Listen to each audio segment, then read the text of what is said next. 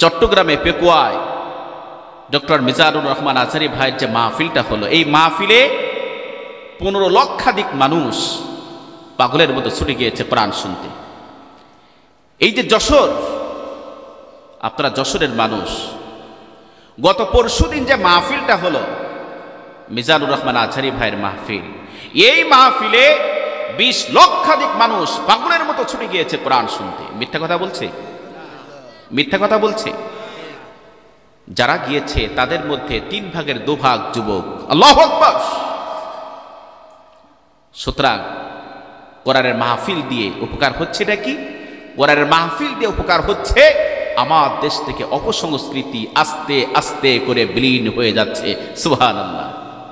আমার বন্ধুগণ, কোরআনের মাহফিলগুলোতে যুবকদের উপস্থিতি প্রমাণ করছে, মানুষের উপস্থিতি প্রমাণ করছে আগামীর বাংলাদেশ ইসলামের বাংলাদেশ, আগামীর বাংলাদেশ আলেম উলামাদের বাংলাদেশ, আগামীর বাংলাদেশ আল্লাহর কোরআনের বাংলাদেশ। সুতরাং এই বাংলাদেশে নাস্তিক মুরতাদ স্বৈরাচারদের কোনো ঠাঁই হবে না, হতে দেওয়া হবে না।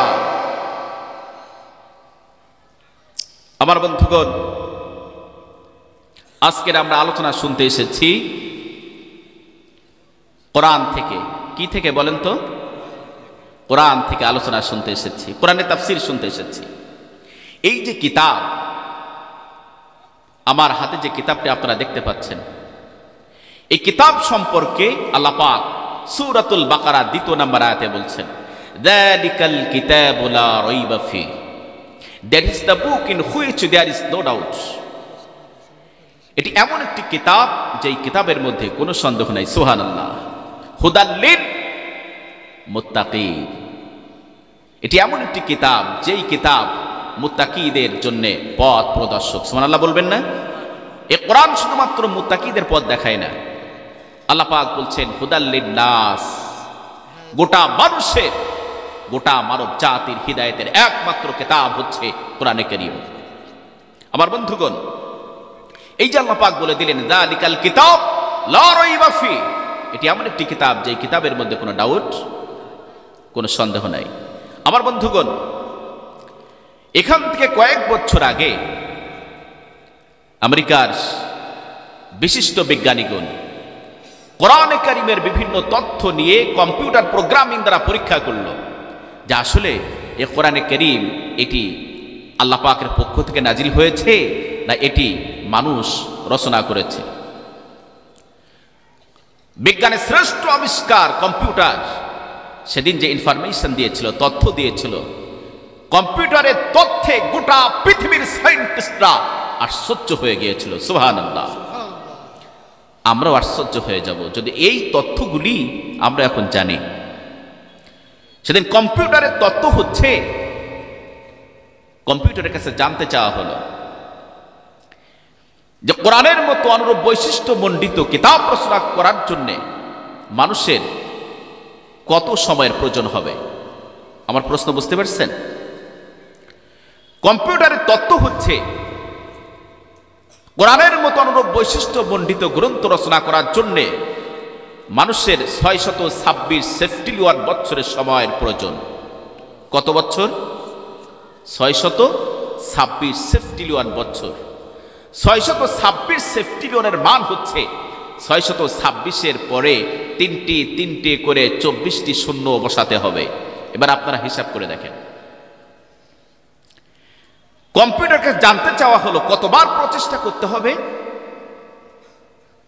কম্পিউটার সেদিন বলেছিল 63 অক্টিলিয়ন বার মানুষকে প্রচেষ্টা করতে হবে, তারপর হয়তো কিছুটা সফলতা আসতে পারে। 63 অক্টিলিয়নের মান হচ্ছে 63-র পরে তিনটি করে 27টি শূন্য বসাতে হবে। এবার একটু হিসাব করে দেখেন কতবার প্রচেষ্টা করতে হবে। কম্পিউটার বলেছে এই পৃথিবীর বিজ্ঞানীদের ধারণা মতে পৃথিবীর বয়স হচ্ছে 460 কোটি বছর। কত বছর বলেন তো একটু, ছেলেরা বলো? 460 কোটি বছর। আর বর্তমান পৃথিবীতে মানুষ বসবাস করছে, বসবাসরত মানুষের সংখ্যা হচ্ছে 700 কোটির ওপরে। কথা বুঝতেছেন? কম্পিউটারের তথ্যটা শোনেন।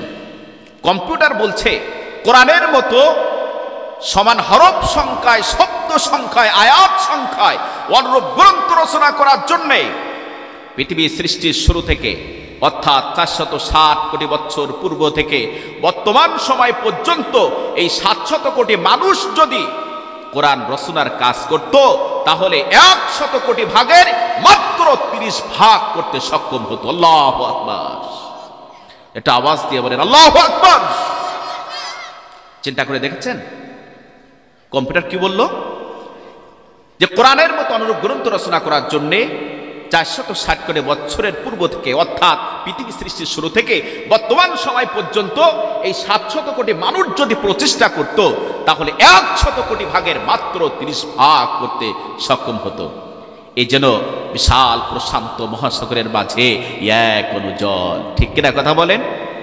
এবং চমৎকার একটা কন্ডিশন অ্যাড করে দিল কম্পিউটার। সেটি কি? কম্পিউটার বলছে যে 700 কোটি মানুষ কোরআন রচনার কাজ করবে 460 কোটি বছর ধরে, প্রত্যেকের হায়াত হতে হবে 460 কোটি বছর করে। সেটি কি সম্ভব? কথা বলেন সম্ভব? আল্লাহু আকবার। এবার আপনারাই বলেন কোরআনের মতো অনুরূপ গ্রন্থ রচনা করা মানুষের পক্ষে, জিনের পক্ষে কি সম্ভব? একটা আওয়াজ দিয়ে বলেন সম্ভব? সম্ভব না। সেজন্য আল্লাহ রাব্বুল আলামিন বলেন قل لئن اجتمعت الإنس والجن على أن يأتوا بمثل هذا القرآن لا يأتون بمثله ولو كان بعضهم لبعض ظهيرا পড়েন আল্লাহু আকবার। আল্লাহ পাক বলেন নবী আপনি গোটা পৃথিবীর মানুষকে জানিয়ে দিন কোরআনের মতো অনুরূপ গ্রন্থ রচনা করার জন্য এই পৃথিবীর সমস্ত মানুষ, সমস্ত জিন যদি কোরআনের মতো অনুরূপ গ্রন্থ রচনা করার জন্য যদি কাজ করত, এই পৃথিবীর সমস্ত জিনরা, এই পৃথিবীর সমস্ত মানুষেরা যদি একে অপরকে সাহায্য করত, সহযোগিতা করত, তবুও কোরআনের মতো অনুরূপ গ্রন্থ তারা রচনা করতে পারবে না। সুবহানাল্লাহ, সুবহানাল্লাহ বিহামদি। ভাই একটা আওয়াজ করেন না কেন আপনারা? আমার ভাইরা, এই কোরআনে কারীম ১৫০০ বছর আগে এসেছে। আল্লাহ রাব্বুল আলামিন ১৫০০ বছর আগে নাজিল করেছেন, কিন্তু আজ পর্যন্ত পৃথিবীর কোনো সায়েন্টিস্ট, কোনো সাহিত্যিক, কোনো কবি, কোনো নাস্তিক, ইসলামের দুশমন, কোরআনের দুশমন আজও পর্যন্ত কোরআনে কারীমের মধ্যে কোনো ভুল ধরতে পারে নাই। পেরেছে? যেই সায়েন্টিস্ট, যেই বিজ্ঞানী কোরআনে কারীমের ভিতরে ভুল ধরার জন্য রিসার্চ করা শুরু করেছে, পরিশেষে দেখা যায় যে ওই বিজ্ঞানী, ওই সায়েন্টিস্ট কোরআনে হাকিমের বিজ্ঞানের কাছে তার জীবনকে বিলীন করে দিয়েছে। সুবহানাল্লাহ। ইসলাম ধর্ম গ্রহণ করে সোনার মানুষ হয়ে গিয়েছে। সুবহানাল্লাহ বিহামদিহি। আমার বন্ধুগণ, আল্লাহ পাক সর্বশ্রেষ্ঠ বড় 4খানা কিতাব নাজিল করেছেন না? কয়খানা কিতাব নাজিল করেছেন? বড় 4খানা কিতাব নাজিল করেছেন। এই বড় 4খানা কিতাবের মধ্যে 3খানা কিতাব তাওরাত, জাবুর, ইনজিল, এই 3খানা কিতাব ইহুদি খ্রিস্টানরা তারা পরিবর্তন করে ফেলেছে। আল্লাহ রাব্বুল আলামিন ওই 3খানা কিতাব আর বাকি যে 100 সহিফা, ছোট ছোট কিতাব আল্লাহ পাক নাজিল করেছেন, এই কিতাবগুলি সংরক্ষণ করার দায়িত্ব, হেফাজত করার দায়িত্ব আমার আল্লাহ কাঁধে তুলে নেন নাই। সেজন্য ইহুদি খ্রিস্টানরা তারা তাদের ইচ্ছা মতো পরিবর্তন করে ফেলেছে। কিন্তু আল্লাহ রাব্বুল আলামিন সর্বশ্রেষ্ঠ আসমানি গ্রন্থ কোরআনে কারীম হেফাজত করার দায়িত্ব তিনি নিজ কাঁধে তুলে নিয়েছেন। সুবহানাল্লাহ। কিয়ামত পর্যন্ত কোন শত্রু, কোন দুশমন কোরআনে কারীমের মধ্যে ষড়যন্ত্র করে কোন হরফ, কোন শব্দ, কোন আয়াতের সংযোজন বিয়োজন করতে পারবে না, পরিবর্তন করতে পারবে না। আমার ভাইয়েরা, মিশরীয় বিজ্ঞানী ডক্টর রাশাদ খলিফা, নাম শুনেছেন আপনারা? মিশরীয় বিজ্ঞানী ডক্টর রাশাদ খলিফা তিনি কোরআনে কারীমকে বিজ্ঞানের আলোকে নানাভাবে বিশ্লেষণ করেছেন এবং তিনি প্রমাণ করেছেন এটি একটি ঐশী গ্রন্থ, আসমানি গ্রন্থ, মানব রচিত গ্রন্থ নয়। সুবহানাল্লাহ। তিনি কোরআনে কারীমের ইন্টারলক সিস্টেম 19 সংখ্যা তাত্ত্বিক রহস্য তুলে ধরেছেন, যা অতি বিস্ময়কর। আমার ভাইয়েরা, ডক্টর রাশাদ খলিফা সূরাতুল মুদ্দাসসির তেলাওয়াত করছেন। সূরাতুল মুদ্দাসসির তেলাওয়াত করতে করতে 30 নম্বর আয়াত যখন তেলাওয়াত করলেন, কত নম্বর আয়াত? 30 নম্বর আয়াত যখন তেলাওয়াত করলেন, আলাইহা 19, আয়াতের অর্থ হলো ওভার এটার 19, এর উপর আছে 19। অর্থটা কি? এর উপর আছে 19। ডক্টর রাশাদ খলিফা চিন্তা করলেন এর উপর আছে 19, তার মানেটা কি? ডক্টর রাশাদ খলিফা এই আয়াতকে নিয়ে তিনি গবেষণা শুরু করলেন। দীর্ঘ সময় ধরে, লম্বা সময় ধরে গবেষণা করলেন। ডক্টর রাশাদ খলিফা তিনি প্রমাণ করলেন আল্লাহ রাব্বুল আলামিন সম্পূর্ণ কোরআনকে 19 সূত্রে সাজিয়েছেন। সুবহানাল্লাহ বলবেন না? কিসের সূত্রে? 19 সূত্রে। কিসের সূত্রে? সম্পূর্ণ কোরআনকে আল্লাহ পাক 19 সূত্রে সাজিয়েছেন। সুবহানাল্লাহ, সুবহানাল্লাহ বিহামদি। কেমনে? সামান্য দুটি একটা এক্সাম্পল আমি আপনাদের কাছে দিচ্ছি। যেমন দেখেন, বিসমিল্লাহির রহমানির রহিম, এই বিসমিল্লাহির রহমানির রহিমের মধ্যে অক্ষর আছে কয়টা বলেন তো? 19টি অক্ষর আছে, আছে না? 19টি হরফ আছে। এই যে আল্লাহ তাআলা 19 সূত্রে গোটা কোরআনকে, সম্পূর্ণ কোরআনকে সাজিয়েছেন, ওই 19 দিয়ে এই 19কে কি ভাগ করা যায়? অঙ্ক বুঝেন না? 19 দিয়ে 19কে ভাগ করা যায় না। 19-এর মধ্যে 19 কয়বার আসে? একবার। অবশিষ্ট থাকে কি কোনো কিছু? যেখানে অবশিষ্ট থাকবে সেখানে মনে করতে হবে প্রবলেম রয়েছে, এখানে সমস্যা আছে। কথা বুঝতেছেন? আল্লাহ পাক এভাবেই করে সম্পূর্ণ কোরআনকে সাজিয়েছেন। এই যে বিসমিল্লাহির রহমানির রহিমের মধ্যে শব্দ আছে কয়টা? একটু কথা বলেন ভাই। শব্দ আছে কয়টা? 4টা শব্দ। ইসমুন, আল্লাহ, আর রহমান, আর রহিম। এই বাচ্চা ওঠাউঠি করো না।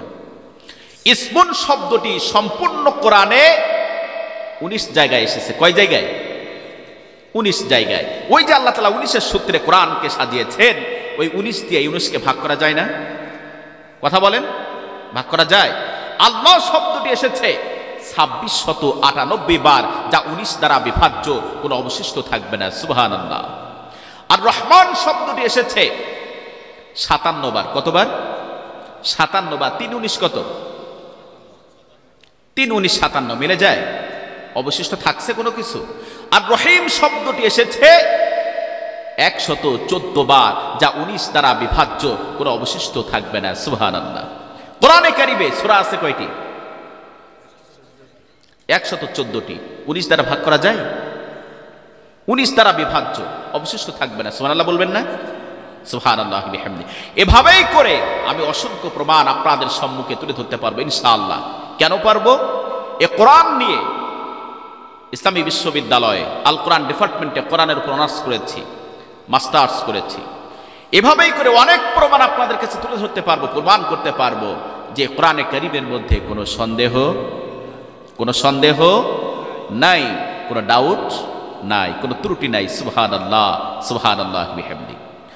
আমার ভাইরা, সেজন্য আল্লাহ পাক বলছেন, ইন্না নাহনু নাযালনা যিকরা ওয়া ইন্না লাহু লাহাফিজুন। পড়েন আল্লাহু আকবার। আল্লাহ রাব্বুল আলামিন বলেন, নিশ্চয় আমি এই কোরআন নাজিল করেছি, আর এই কোরআনকে সংরক্ষণ করার দায়িত্ব, হেফাজত করার দায়িত্ব আমি নিজ কাঁধে তুলে নিয়েছি। জোরে বলুন সুবহানাল্লাহ। আমরা সেই কোরআন শুনতে এসেছি, আমরা সেই কোরআনের তাফসীর শুনতে এসেছি। আমার বন্ধুগণ, আল্লাহ পাক আমাদের সকলকে আমলের নিয়াতে কোরআনের তাফসীর শোনার তৌফিক দিন। পড়েন আমিন। আরো একবার পড়েন আমিন। আমি সূরাতুল আনফালের 2 এবং 3 নাম্বার আয়াত তেলাওয়াত করেছি। আমি আগেও বলেছি, এই এই দুইটি আয়াতে আল্লাহ তাআলা মুমিনের 5টি কোয়ালিটি তুলে ধরেছেন। কয়টি কোয়ালিটি? একটা আওয়াজ দিয়ে বলতে হবে, মুসলমান কয়টি কোয়ালিটি? 5টি কোয়ালিটি, 5টি বৈশিষ্ট্য তুলে ধরেছেন। চলুন আমরা আলোচনা শুরু করি। আল্লাহ রাব্বুল আলামিন বলেন, ইন্নামাল মুমিনুনা আল্লাযীনা ইযা যুকিরাল্লাহু ওয়াজিলাত কুলুবুহুম ওয়া ইযা তুলিয়াত আলাইহিম আয়াতুহু যাদাতুহুম ঈমানা ওয়া আলা রাব্বিহিম ইয়াতাওয়াক্কালুন। পড়েন আল্লাহু আকবার। আল্লাহ পাক বলছেন,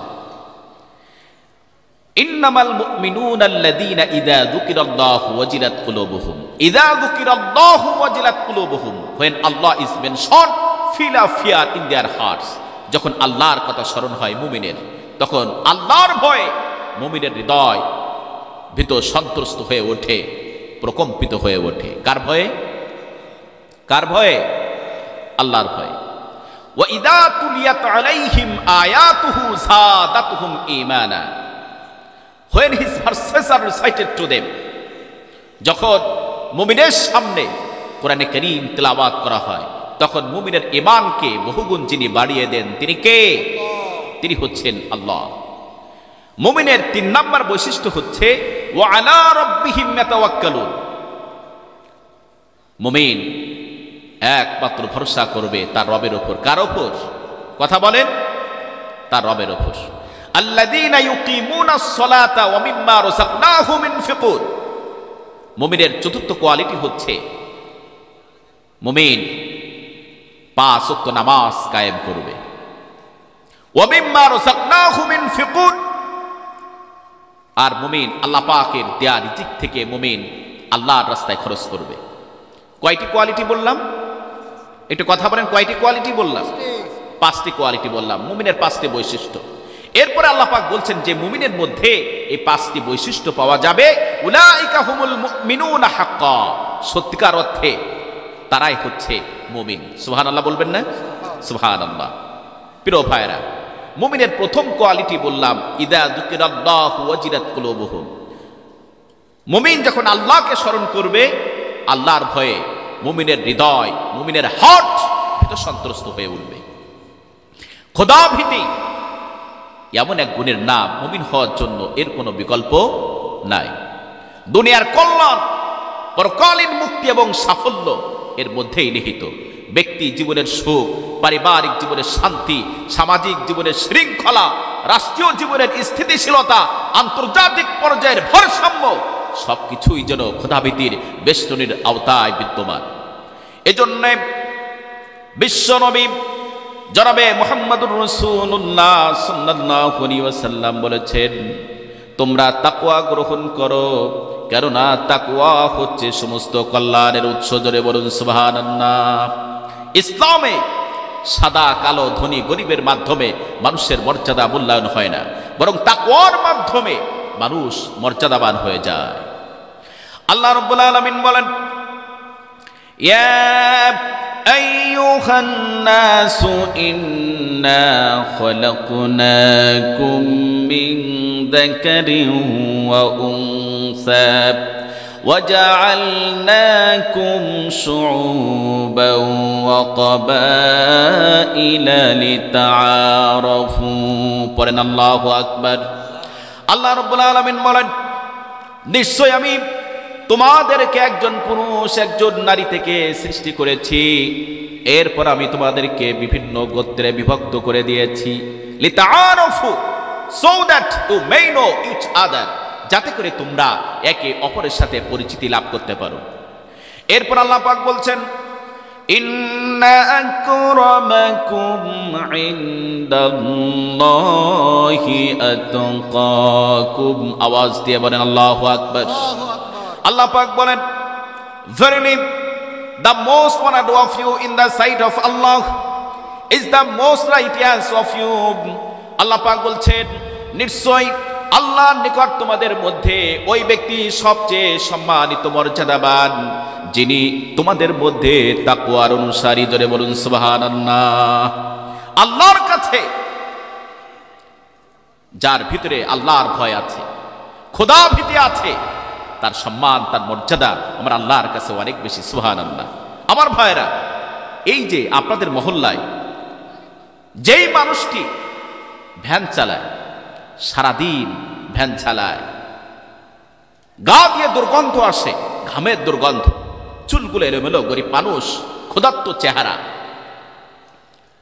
এই মানুষটি একটি টাকাও হারাম উপার্জন করে না, হারাম খায় না। কেন খায় না? তার অন্তরে আল্লাহর ভয় আছে। আর আপনাদের এলাকায় সবচেয়ে যে ধনী ব্যক্তি, আমি কিন্তু উদাহরণ দিচ্ছি, সবচেয়ে ধনী যে ব্যক্তি সে এমনটাই নাও হতে পারে। মনে করেন সবচেয়ে যে ধনী ব্যক্তি বহু টাকার মালিক, অর্থ সম্পদের মালিক, কিন্তু ভিতরে আল্লাহর ভয় নাই। আপনাদের কাছে প্রশ্ন, দুনিয়ার জীবনে এই দুইজন মানুষের মধ্যে কার সম্মান, কার মর্যাদা বেশি? কার? আপনারা বুঝলেন না। দুনিয়ার জীবনে, দুনিয়ার জীবনে আমাদের সামাজিক রীতিনীতি হচ্ছে, আমরা কি করি? যার টাকা আছে, যার পয়সা আছে, যার চেহারা ভালো, দামি জামা কাপড় পরে, তাকে আমরা সম্মান দেই, মর্যাদা দেই। ঘুষখোরও যদি, সুদখোরও যদি তার টাকা পয়সা থাকে, পারফিউম ব্যবহার করে, ভালো ড্রেস পরে মসজিদে আসে, আমরা তার জায়গা করে দেই কোথায়? ইমাম সাহেবের সামনে। ঠিক না? আমি কি ভুল কথা বললাম? ভুল কথা বললাম? তো বিশ্বাস করেন মুসলমান, যেই ভ্যান চালক, যার সমাজে কোনো মর্যাদা নেই, মূল্যায়ন নেই, তার অন্তরে তাকওয়া থাকার কারণে, খোদাভীতি থাকার কারণে তার সম্মান, তার মর্যাদা আমার আল্লাহর কাছে অনেক বেশি। দুনিয়ার জীবনে টাকা পয়সা থাকতে পারে, দুনিয়ার মানুষ তাকে সম্মান করতে পারে, মর্যাদা দিতে পারে, কিন্তু ভিতরে তাকওয়া নাই, খোদার ভয় নাই, তার কোন মর্যাদা, সম্মান আমার আল্লাহর কাছে নেই। ভুল বললাম? আজকের অন্তরে তাকওয়া নেই বলে, খোদাভীতি নেই বলে আজকের আমরা আয়না ঘরের সন্ধান পেয়েছি। ঠিক কিনা কথা বলেন? অন্তরে যদি আল্লাহর ভয় থাকতো, ওই মানুষটি কখনো আয়না ঘর তৈরি করতে পারতো না। আজকে তাকওয়ার অভাবে, আল্লাহর ভয়ের অভাবে, বৈষম্য বিরোধী ছাত্র আন্দোলনের 2000-এরও বেশি মেধাবী শিক্ষার্থীদেরকে নির্বিচারে গুলি করে হত্যা করা হয়েছে।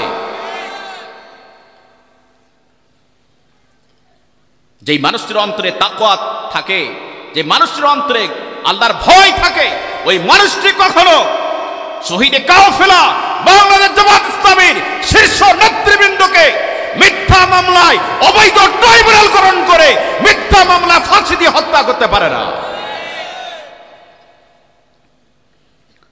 অন্তরে তাকওয়া নেই বলেই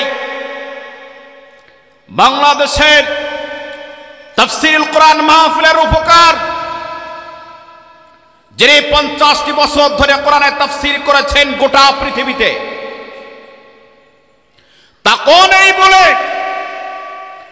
তাকে অসুস্থতার মিথ্যা নাটক সাজিয়ে বিষ প্রয়োগ করে কোরআনের পক্ষে আল্লামা সাঈদীকে হত্যা করা হয়েছে।